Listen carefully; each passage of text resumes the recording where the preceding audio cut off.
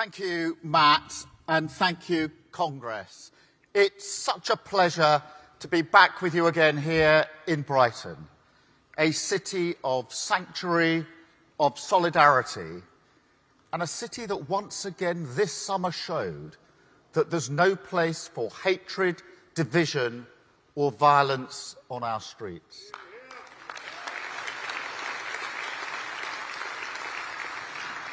A city that I'm delighted to say now has a Labour council once again. And a city that's joined by a string of Labour MPs across Sussex from Worthing to Hastings. And Congress, Brighton holds a special place in my heart because 3 years ago I gave my first in-person conference speech as Labour leader here in this very hall. I said that our party had to change if we were to win a general election. And Congress, we did. And thank you all for the part that you played in that.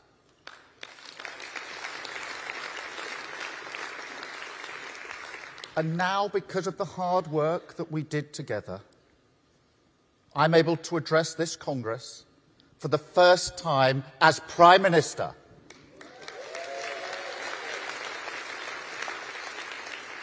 The first time, I think I'm right in saying, that a Prime Minister has come here for 15 years, since 2009. 2009, and Paul, that's a year you will remember well. It's the last time Everton got through to a cup final. Although I actually think you lost 2-0 to one of the lesser London teams. So the one promise I can make today is that Prime Ministerial visits were a bit more frequent, perhaps, than Everton Cup finals. Because in all seriousness, I sat on the opposition benches and took many a lecture from the Tories, telling the world what working people do or don't want.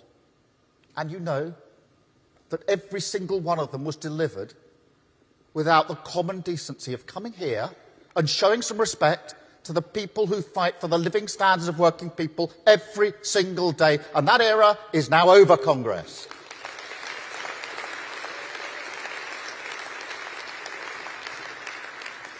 And I would like to thank every one of you who played a role in ending it.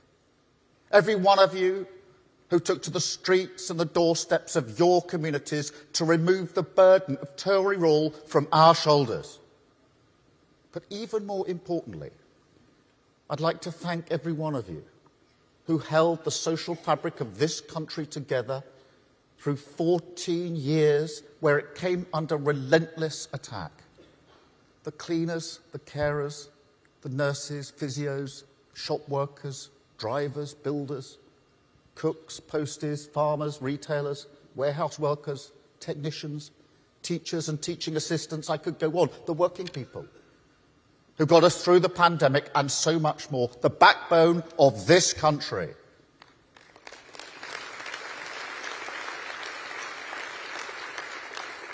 Because Congress, the chance we now have, the opportunity to rebuild Britain, that hope is here because of those efforts. So thank you all for everything you do and have done for our country. But now, the job of rebuilding begins.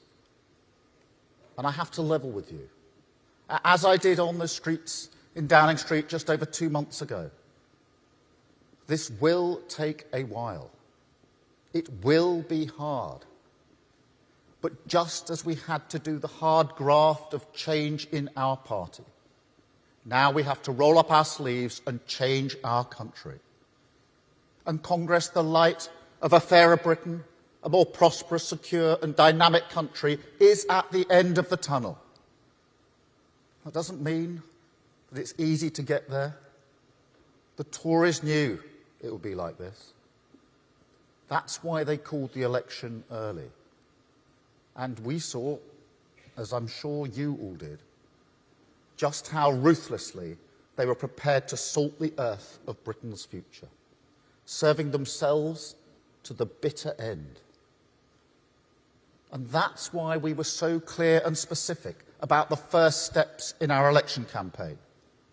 We didn't want to go further because we knew there would be new problems, unknown problems, when we finally saw the books. And with trust in politics so low, I had to be honest with the British public when I was standing in the full sunlight of democracy. I owed it to them to promise only what we knew we could deliver. And yet, Congress, even in our worst fears, we didn't think it would be this bad. The pollution in our rivers, the overcrowding in our prisons, so much of our crumbling public realm, universities, councils, the care system, all even worse than we expected. Millions of pounds wasted disgracefully on a Rwanda scheme that they knew would never work. Politics reduced to an expensive, divisive, noisy performance.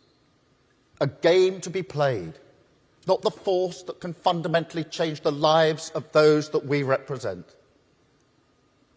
And Congress, the bill for that performance is now in. And I'm afraid if we don't take action, it's a financial one. £22 billion this year alone.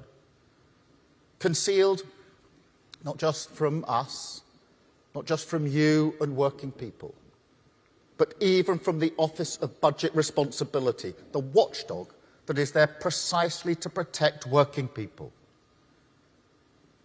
Now, no one in this room wants to hear such a gloomy forecast. I get that. I don't want to be saying it either. It's not how any government would want to begin its work.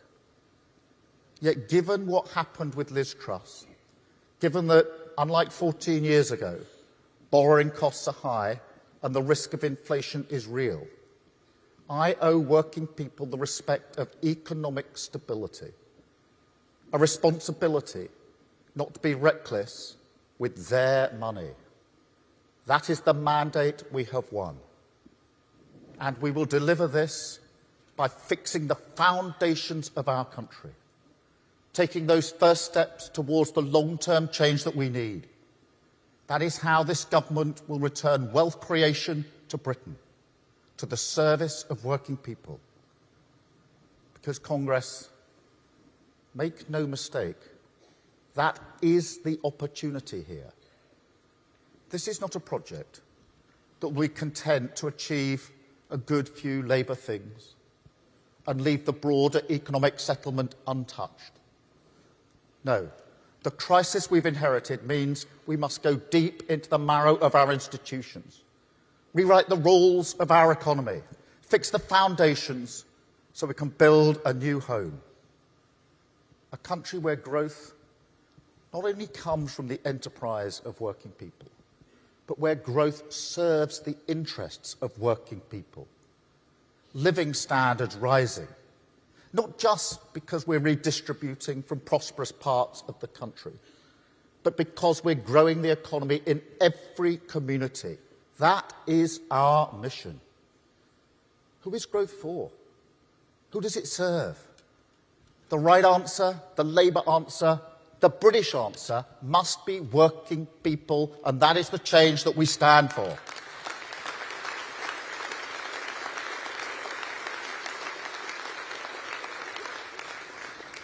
But there's nothing new in this. It's the purpose of the Labour Party now and always. And throughout this government, no matter the storm, the service of working people will be our anchor, our still point in a turning world, the people we hold in our mind's eye as we face up to the daunting challenge of our inheritance and secure our mission on growth. That's why we've already reformed the remit of the Low Pay Commission to take account of the cost of living and deliver a real living wage. It's why we've launched a new National Wealth Fund to invest in the critical infrastructure our industries need and drive growth into every community. It's why we've unlocked solar and onshore wind, started bringing rail back into public ownership, committed to a proper industrial strategy, switched on great British energy, and begun, in partnership with you and business, the biggest levelling up of workers' rights in a generation.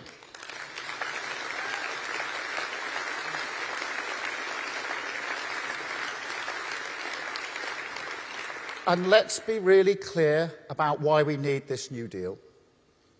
It's because this government is committed to driving up living standards, improving productivity, and working in partnership with workers. And Congress, as part of that New Deal, let me again be crystal clear.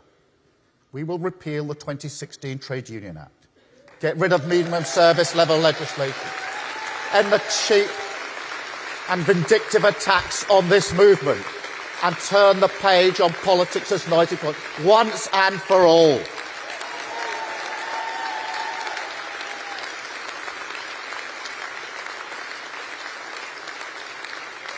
And Congress, this is the opportunity of power. It was hard won and hard fought for. I want to thank the General Secretary for his role in that. Paul has always been a campaigner, a force of nature. And across the movement, there are people without whom we could not have done this. Too many to thank here, but they know who they are. Because election victories don't fall from the sky, certainly not for the Labour Party. But as well as your support, we also had to change. This election would not have been won if we had not changed. We have the chance now to repair our public services because we changed the Labour Party. We have the chance to make work pay because we changed the Labour Party. We have the chance to deliver for working people, young people, vulnerable people, the poorest in our society because we changed the Labour Party. So when I say country first, party second, that isn't a slogan. It's the guiding principle of everything this government will do. We ran as a changed Labour Party, and we will govern as a changed Labour Party.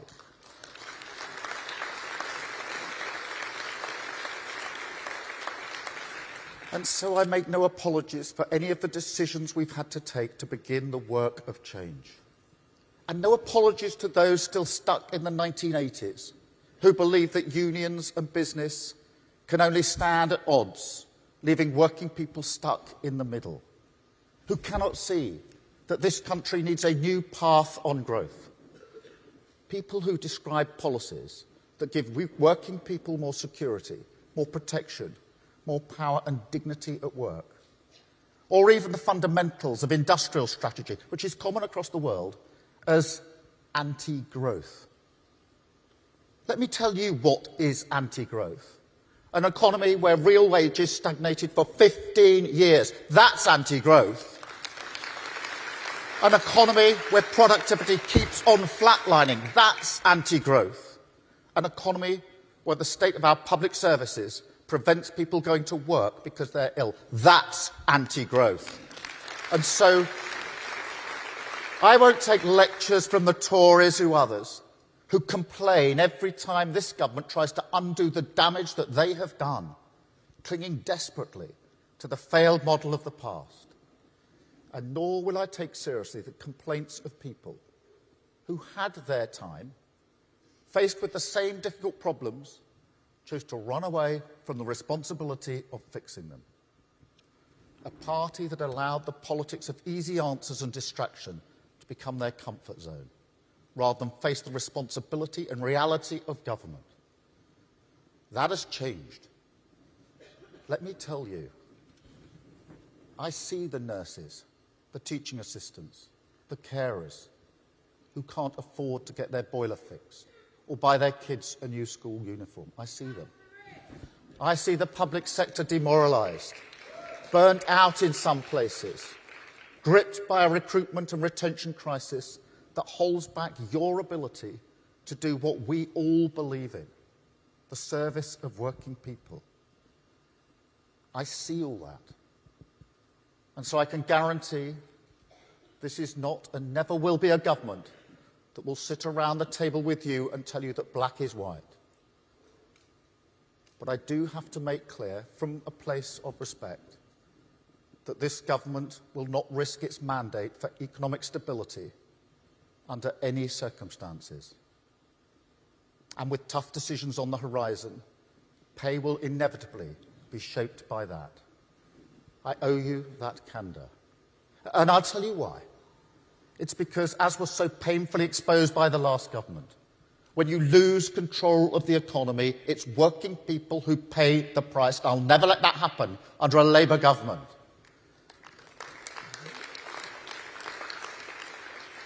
And that's why I call now, as before the election, for the politics of partnership, with us in government, with business, and most importantly of all, with working people. Now, that sounds very straightforward and attractive. But I'll tell you this, it's much more difficult. Alongside collaboration, it also requires compromise. It demands that we work through our disagreements and with those who have a different perspective. Partnership is a more difficult way of doing politics. I don't deny that. I know there's a clarity in the old ways, the zero-sum ways, business versus worker, management versus union, public versus private, pick your side, to the victor the spoils. Nonetheless, I say to everyone now, and I think many of you already know this, that kind of politics is not what the British people want. When I say to them that our policies will be pro-business and pro-worker, they don't look at me as if I'm deluded. No, they see that as the most ordinary, sensible thing in the world. I know there will always be disputes. Of course there will. But in all seriousness, there is a mood of change in the business world, a growing understanding of the importance of good work and the shared self-interest that comes from treating the workforce with respect and dignity, the productivity gain of fairness. And Congress, that is an opportunity to be grasped. Business leaders are not knocking on my door saying they want to rip up employee rights. They don't tell me the problems they face will be solved by coming for the trade unions. They want fair taxes, high skills, and the long-term ability to invest. And that chimes precisely with what trade unions up and down the country tell me they also want. Working people want good companies to make profits, attract investment, and create good jobs. And Congress, in a way, that is why the Tory argument on trade unions no longer finds the same audience. The British people are not interested in those tired old tropes. This isn't the 1980s. The mood is for partnership, and not just on pay, on everything, to turn around our NHS, give our children the start in life that they deserve, make our public services fit for the future, unlock the potential of our clean energy. We have to treat this as an opportunity to come together. We're in power now. This is our chance, Congress. Common cause of national renewal. And so as we rewrite those rules of our economy, as we drag this country back to the service of working people, this is a chance that must be taken. Because rule whoever is in power. So it's time to turn the page. Business and unions, the private and public sector, united by a common cause to rebuild our public services and grow our economy in a new way. Higher growth, higher wages, higher productivity, the shared purpose of partnership, the path through the mess the Tories made, and onwards to national renewal. That is the road we are on, Congress, and we won't turn away from it. We will keep to the course of change, reject the snake oil of the easy answer, fix the foundations of our economy and build a new Britain, more secure, more prosperous, more dynamic and fairer. Wealth created in every community, a country renewed and returned, calmly but with confidence, to the service of working people. Thank you, Congress. Thank you.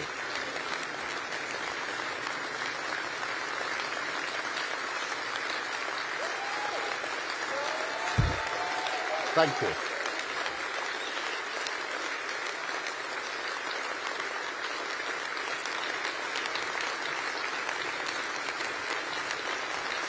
Thank you, Congress.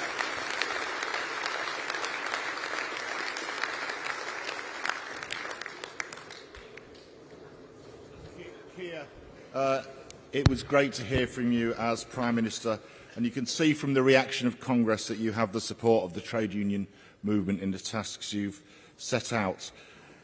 Congress, as I indicated earlier, the Prime Minister has agreed to take questions, and we will be taking questions in batches of 3, and I invite Paul Novak to introduce our first questions.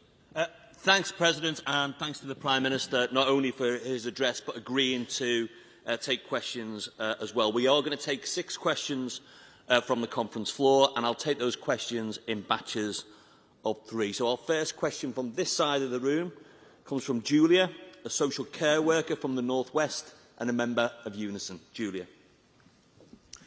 Thank you. Thank you, President. Thank you, Congress. Thank you, Prime Minister. Welcome to our town. Thank you. This is the first question of the day. Unison is usually supportive for Labour commitment to National Care Service and fair pay agreement for care workers. Social care has suffered terribly for the past 14 years under the Tory. And tackling it, the crisis begins with the workforce. We know very well that far-reaching reform cannot happen overnight. But can the Prime Minister reassess Labour long-term commitment to a national care service and getting a fair agreement up and running a bit quicker?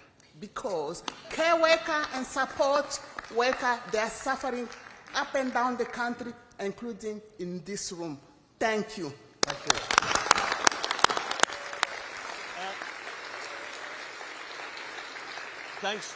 Thanks, Julia. Our second question is from David, who's a United Executive Council member who works in the health sector. David.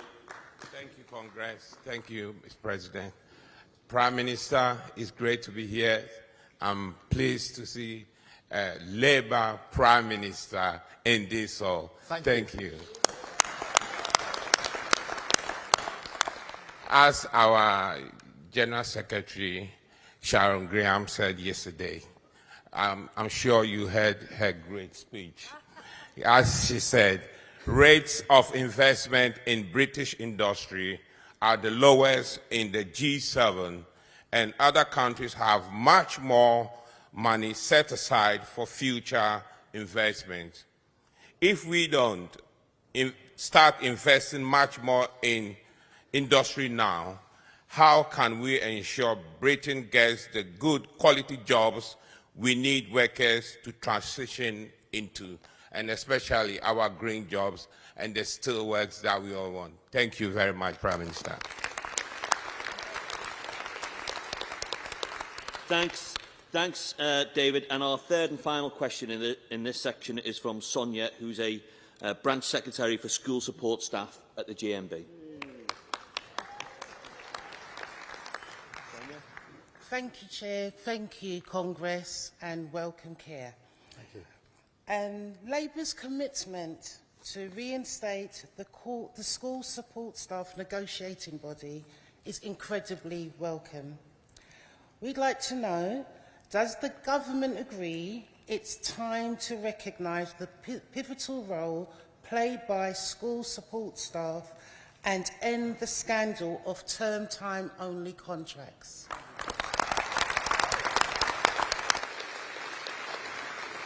Thank you, colleagues, for those questions. Let me take them in turn. Firstly, Julia, in relation to care and the care service.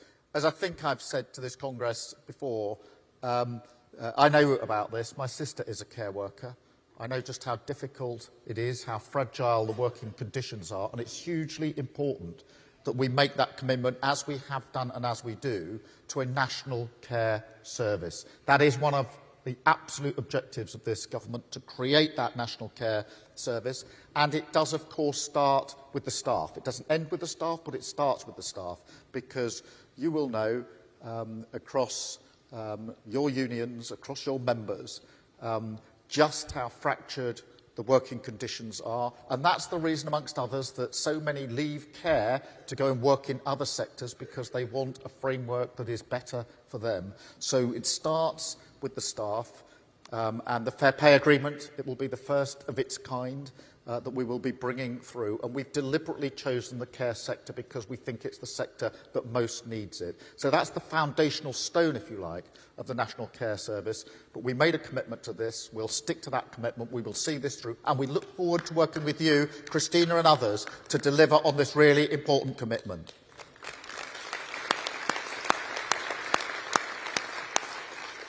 David, on investment, you hit the nail on the head in one of the major failings of the last 14 years, which is we haven't had enough investment to this country, to our economy, to the businesses in which your members work. And this matters hugely.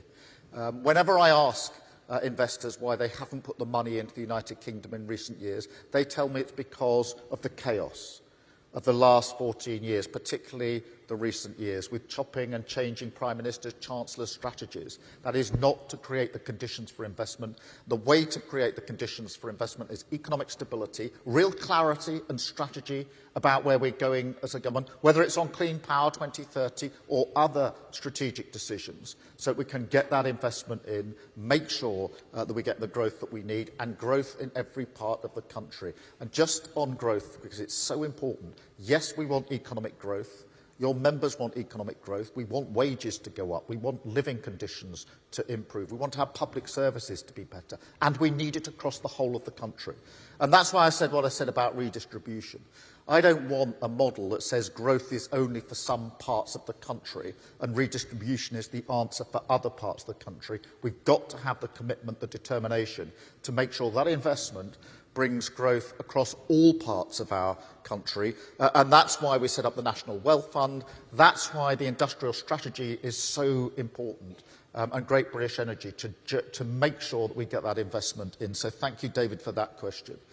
And then Sonia, on school support staff and the negotiating body. It's really important that we've reinstated the negotiating body, because I want every single child, wherever they come from, whatever their background, to have the best education they can possibly have. And that is down to our teachers and our support staff, who do an incredible job in difficult circumstances. And we owe them not just a negotiating body, but our respect. And it is in that spirit that we will work with them to deliver the first-class education that every child absolutely is entitled to in this country. So thank you, Sonia, for raising that really important issue. Thanks, Paul. Thanks, Prime Minister. Our fourth question, and we're going over to the other side of the hall, is from Helen, who works in defence and is President of Prospect's Defence Sector. Helen? Prospect's recent survey of women in civilian roles in the Ministry of Defence found that, shockingly, over 60% have experienced or witnessed sexual harassment at work. What will the government do to make the defence industry and workplaces safe for women? Thanks, Helen. The next question is from Alan, who's the National President of the Educational Institute of Scotland and a Principal Teacher of English. Alan? Good morning, Prime Minister. The UK is one of the richest countries in the world, but poverty is wrecking the lives of more than a quarter of our children. The two-child benefit cap, punitively introduced by the last government, is a driver of poverty among larger families and is negatively impacting the lives of 1.6 million children. Controversially, your government has not scrapped the two-child benefit cap. What alternative urgent measures are you therefore taking to immediately alleviate the poverty experienced by 4.3 million children across the UK?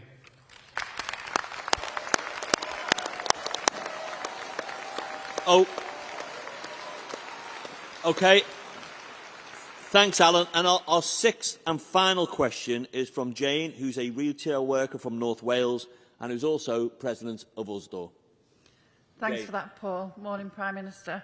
I work in retail, and increasing levels of violence, threats and abuse are a massive concern for me and for my colleagues. Labour's welcome commitment to introduce a specific offence of assaulting a retail worker will send out a clear message that this government takes retail crime seriously. What more will your government do to help us feel safe at work? Thank you very much, colleagues. Helen, let me start with the question of sexual harassment, because that figure of 60% is shocking, I think, for any of us to hear. And it's not just in defence, it will be across all other sectors in the public and private. Sexual harassment at work is never, ever acceptable, and we have to take measures to grapple with it. And that's why I'm really pleased that in the New Deal legislation there will be stronger protection in relation to sexual harassment. That's much needed and can't come quick enough, so far as I'm concerned. I think we have to have a wider mission here as well, because whether it's in the workplace or elsewhere, sexual harassment, violence against women and girls is unacceptable in all its forms and all its places. And that's why within the missions that we've set out for government, I've made violence against women and girls central to that, because I'm determined that we, together with you and others, will fight this. It's been talked about for far too long. It's time now for action. I'm really pleased that now we're in power, we can actually act rather than talk about this. So thank you very much for raising that. Alan, thank you for raising the question of child poverty. It is a really important issue, as you know, as the whole of Congress knows, and it matters to this government. Obviously, we've had to take difficult decisions, given the economic circumstances we're in, for reasons that I have explained. But that does not diminish, to answer your question directly, our absolute determination in relation to child poverty. It's far too high. It is our responsibility to bring it down. We've already obviously set up a task force, but that has to get to the underlying causes as well. This isn't an issue that can be solved just by one adjustment in welfare, frankly. It's about housing, it's about education, it's about wages, it's about conditions in which people live, health, mental health. All of that has to be addressed, and we are determined to address it and are already addressing it, because just as the last Labour government brought child poverty right down, so will this government. We'll work with you and others and everybody in the room to make sure that we make good on that commitment, because it is so important to us, and we'll work with you on it. So thank you, Alan, for raising it.